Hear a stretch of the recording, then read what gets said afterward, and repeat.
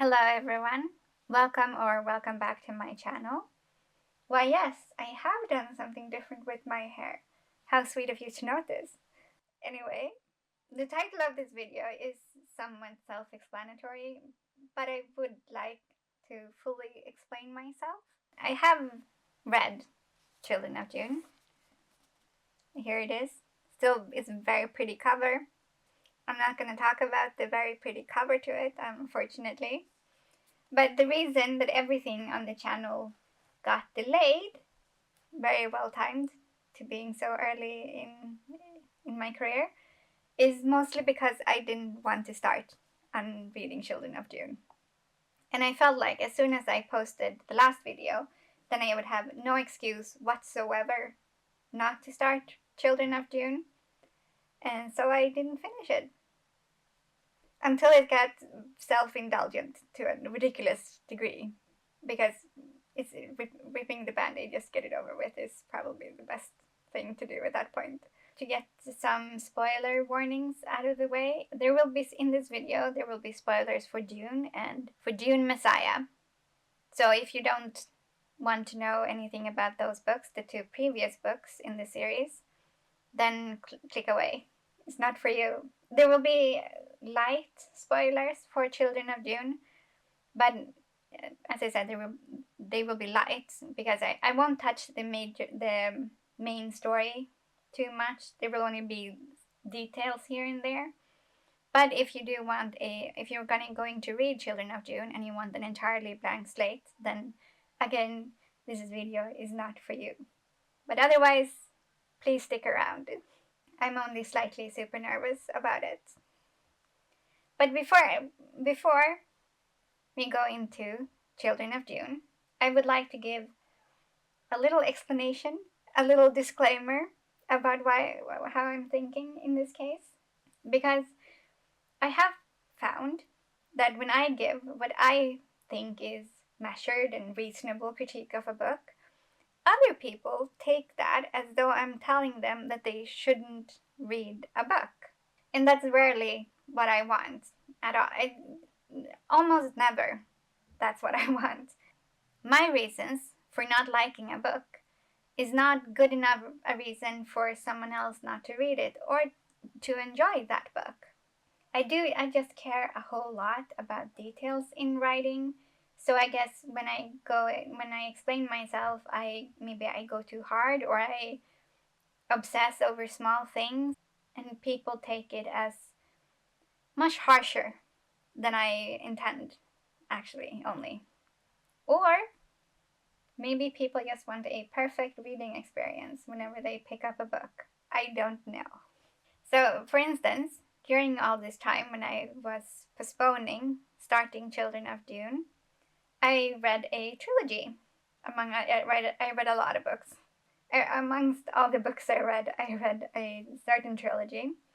And the experience was a slog at times because it had consistently too many details in the descriptions. And I was constantly looking up words that I'm probably never going to use myself. But I kept reading because the story was mostly interesting and all of those long descriptions were very pretty, so I still enjoyed it. However, when I got toward the ending of the book, not many pages left and the tension was still rising, I got a really bad feeling, like a guess on where it was going. So I skimmed ahead just to see, and I confirmed my guess, and then I saw an even worse plot twist to the ending, which was probably supposed to round everything off, but it was actually infuriating. So I rage quit and I never read the pages I skimmed or the epilogue because F that. And I was upset. Like, that's $50 wasted and X number of hours I'm never getting back. But no, actually, it wasn't a waste. I'm pissed about the ending. Still. Forever, probably. But I did learn things, and I did have some thoughts that I wouldn't have had otherwise. So I don't want to name the trilogy in case someone sees this and chooses not to read it. when they could get some enjoyment from it. That's not what I want, simply. And if, speaking as a writer, it can be very educational to read something that you don't like because, yeah, it provokes new thoughts and hopefully you grow from the experience. So, with that in mind, I don't want you to misunderstand when I say that I was disappointed by Children of Dune. The only reason that I was so profoundly disappointed is because I was emotionally invested in the original story. And I did set myself up a little bit for this experience because I was frustrated when reading Dune Messiah. And I'm fine with being frustrated like I was throughout that unnamed trilogy. But once the frustration turns into annoyance, I'm not enjoying myself. I'm not having a good time. I'm not someone who hate watches anything, and I doubt I would have the fortitude to hate read something for very long. And eventually I did read all of it. Don't know why I said eventually because it didn't take very long. But I only had to get about 100 pages in to realize that while I could do a full micro appreciation on it, I didn't want to. I did take notes. I even tried to fancy it up a bit with a little fake calligraphy. And I used some washi tape for decoration to make it a little prettier. But as you can also see, I didn't take very many notes for this quite long book. There were lots of lines which seemed borderline deserving, but I just didn't have any enthusiasm to write them down. And the reasons why I didn't want to established very early in the reading, and then they were never alleviated. Since this is the third book of Frank Herbert that I have read, I feel pretty confident to observe some patterns of his.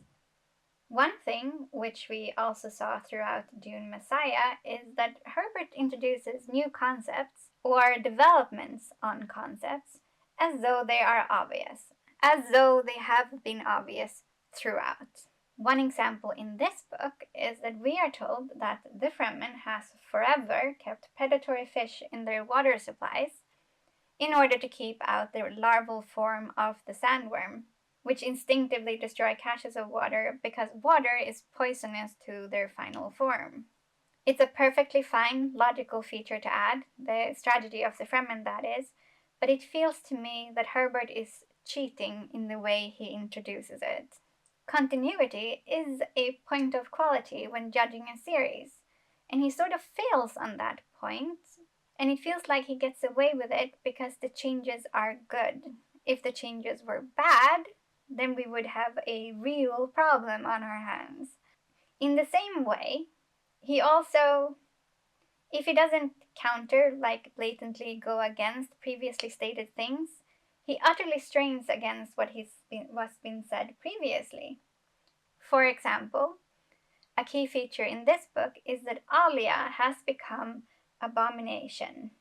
And here it is stated that the Bene Gesserit have always known that it's near guaranteed that the preborn will become abomination, capital A, because they become possessed out of someone out of all of those previous lives they remember.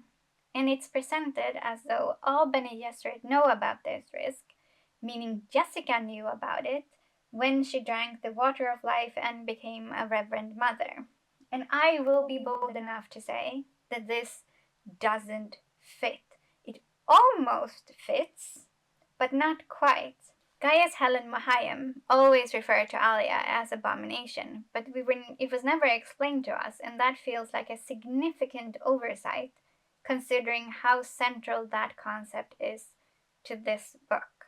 And I do understand that there's a risk, like if you're writing a series and books become published before all of the books are finished, that there's a risk that you will want to change things. This is normal. I sympathize with this fact. But also, once a book has been published, you have to work with what you have, I think.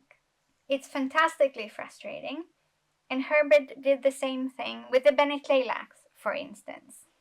And Frank did write an afterword for Children of Dune, in which he claims that he wrote parts of this book at the same time as he was writing the first book. And that technically makes a lot of sense to me. One of my main projects will be many books long, and I do write on the full timeline simultaneously rather than one book at a time. So I do believe him, but I would be so curious to know which parts he wrote when, because it doesn't feel that way to me at all. It's even more frustrating because it feels like he gets away with it because he's such a good writer. And as like I said, if the changes were bad, then we would have another discussion entirely. But they're good. And Frank's language is fantastic. There's nothing else to say about that part. Writers get such leeway with me if they write prettily. And even more if they're clever. And Frank ticks both of those boxes. However, the other thing I gathered from the afterword is that Herbert didn't write Dune because he had an idea for a fantastic story. It was because there were points he wanted to make, which is it's a fine reason to write a book. It doesn't take anything away from the reading experience, but it's very foreign to me. For me, an idea always begins with the story, and the stories that stick with me, which I continue to work on, is often because they express some theme or idea or whatever. And I do think a good story needs to have an underlying message, so it doesn't really matter in which order it turns up. But this sentiment from Herbert does sort of justify my next point of contention with Children of Dune, which is the treatment of the characters. We lost Paul and Chani as we know them in Dune Messiah. Their spirits are somewhat here as well. Chani, with a whiff, with a soupçon of misogyny, I feel. Nothing too horrible, but it's just a tiny little feeling in the background. And the remaining characters, which I have significant sympathy for, was Alia and Stilgar. I liked the Gola when he was hate, but there was no time at all to get to know him after he has recovered his memories. So I don't really care about Duncan Idaho, the Gola. And I'm pretty sure that Herbert was banking on us having emotional involvement in Duncan Idaho. I don't really understand why he wasn't. He died pretty early in the first book. Like I said, we don't have any time to get to know him after he is restored to being Duncan Idaho. At least I cared very little, I will say. At least I had no interest in him whatsoever. I was expecting to be intrigued by his portrayal in this book, and I wasn't. I liked Irulan a little bit. There was a lot of redeeming that she should have done that she didn't get the opportunity to do. And Stilgar remains pretty much the same as always in Children of Dune as well, so he doesn't rise above side character status. And Alia, my fave, right off the bat, is made into a weak-minded villain. She is Abomination, which we are reminded of constantly. And while I like some of the new characters, I do feel somewhat betrayed. Like, why should I encourage myself to become fond of any of them when it might be jerked away from me at any moment? And there are a hefty amount of new characters. The royal twins, of course, but also a previously unmentioned daughter of Shaddam IV, also with that little taste of misogyny, her son, who is heir to House Carino, and one of their soldiers. I was a hint excited when Salusa Secundus was mentioned, but that's because I momentarily confused it with Giadi Prime and thought that we would get to see what Feyd-Rautha's daughter is up to, but that wasn't it. It feels a little bit like of a waste to me to invent entirely new characters when there are minor characters to be worked with, like Fade's daughter, or why not Paul's adoptive sons, who then had to become Stilgar's adopted sons because he married Hera. But they aren't mentioned after they're introduced, which I always found strange. But at this point, it wouldn't really matter to me because I have no trust left for Herbert. Like, I was genuinely sad when Cheney died, and I was not genuinely moved by anything in this book. Like, I almost got there a couple of times with things between the twins, but none of the other supposedly moving moments did anything for me. The ending wasn't satisfying at all to me. I find it quite silly, actually. And there was one plot point which made me think contrivance. And that's actually a really harsh thing to think about any story. It would be a knife to the heart if someone I respected said that about a plot point that I had worked hard on. Completely heartbreaking. But nonetheless, I was sort of primed for this experience from my frustration with Dune Messiah. And it's not necessarily a bad thing when reverence for an author dismantles, but it is sad to experience. If I read the other books, the reverence is irrevocably lost anyway, and I doubt I would be able to make interesting videos about them. And I will admit that the thing that made me annoyed rather than frustrated was when Ganima fully excused Jessica from responsibility. I have been clear with my lacking appreciation for Jessica, and the reason being her refusal to accept proper responsibility. She takes partial accountability for Alia's birth, and Ganima expresses that Jessica had no choice but to abandon her children and then her orphaned grandchildren by hiding on Caladan because she had reached the end of her rope. Which is sort of true, but not really, in my opinion. I will always find it nearly irredeemable of a parent to abandon their child without significant reason. And in this case, Alia is demonized for something that might have been averted if Jessica wasn't such a deadbeat. Of course, it would have been super frustrating for me personally if Jessica had reconciled all the things I don't like about her and forced me to have a grudging sympathy for her, but that would also have been the best case scenario. Instead, she's consistently despicable, which is just super depressing instead. Jessica is eventually chastised for her judgment of Alia, but I still feel like the narrative presents her as a good influence on someone, which I wholeheartedly disagree with. Only because of her training Paul as a Bene Gesserit does any of the story happen at all, and then she rejects him for it. I can't get over what a shitty parent she is for that. And Children of Dune claims that Jessica turned away from the Bene Gesserit when she chose to make Paul be a boy rather than the girl the Bene Gesserit wanted, but I disagree with that statement as well.